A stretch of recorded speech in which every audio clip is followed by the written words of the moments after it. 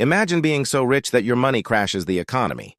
A man whose wealth was so vast, historians still struggle to calculate it.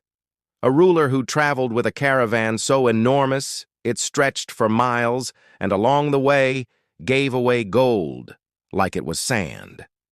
This was Mansa Musa, the king who broke the bank. In this episode of Money, Power, and Empire, we look into the life and legacy of Mansa Musa. We'll explore how the richest man in history amassed unimaginable wealth, the legendary Hajj that stunned the medieval world, and the empire he transformed with vision and strategy. You'll hear stories of cities glittering with gold, of scholars flocking from across Africa and the Middle East, and of a ruler whose generosity literally reshaped economies. By the end, you'll see why Mansa Musa's name is synonymous with wealth, power, and influence, centuries before modern billionaires even existed. Welcome to True History in Minutes. Dive into the wealth, influence, and power plays that changed history and built the empires we still talk about today. If you like this type of content, consider subscribing and turning on notifications. It directly supports the growth of this channel. Mansa Musa was born around 1280 in the heart of the Mali Empire. At that time, Mali was a powerful West African kingdom, enriched by vast gold and salt mines, the lifeblood of international trade. Gold wasn't just money, it was power, status, and influence. When Musa ascended to the throne in 1312, Mali was already wealthy, but he had a vision. Unlike some rulers who hoarded riches, he understood the potential of wealth to transform society. He ruled with a combination of strategic diplomacy, trade mastery, and religious devotion that would define his reign. To understand Mansa Musa's wealth, you have to understand the Mali Empire. Stretching across much of West Africa, Mali controlled vast gold mines and trade routes. Salt was another key commodity, essential not just for flavoring food, but for preservation, making it incredibly valuable. Traders from across Africa, the Middle East, and Europe came to Mali to trade gold, salt, and ivory.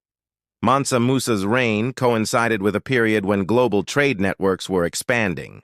The Mediterranean, North Africa, and the Middle East were hungry for gold, and Mali had it in abundance. But Musa's genius was not just in collecting wealth, it was in deploying it to expand influence, secure loyalty, and promote culture. In 1324, Mansa Musa embarked on the Hajj to Mecca, a religious pilgrimage required of all Muslims. But Musa didn't travel like a king. He traveled like a mobile palace. His caravan reportedly included tens of thousands of soldiers, officials, and attendants, as well as hundreds of camels loaded with gold bars. Some estimates suggest his caravan spanned over 60,000 people. As he traveled across the Sahara, cities along the way were transformed. He distributed gold generously, giving to the poor, paying for services, and gifting rulers. In Cairo, his gifts of gold were so lavish that the value of the metal plummeted for over a decade, causing temporary inflation. Imagine a single person destabilizing an economy just by being generous. Now that's influence.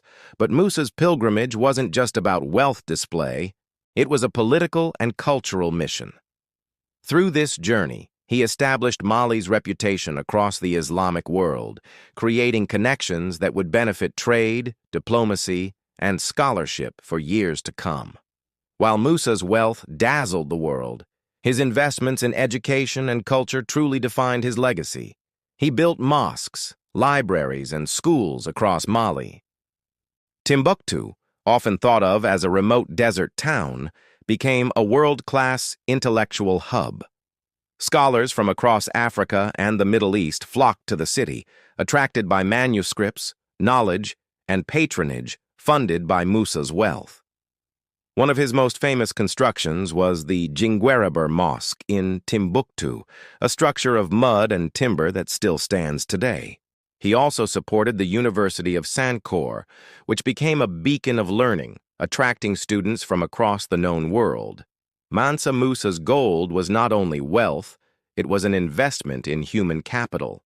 There are countless stories that illustrate the sheer scale of Mansa Musa's wealth. Caravans were so long that they were visible from miles away.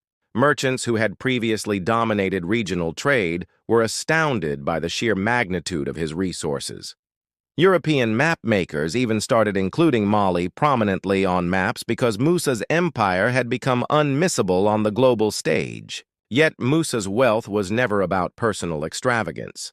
He avoided unnecessary ostentation and instead focused on leaving a legacy. Unlike modern billionaires who may compete in flashy displays of money, Musa's gold-shaped cities, education, and international trade networks.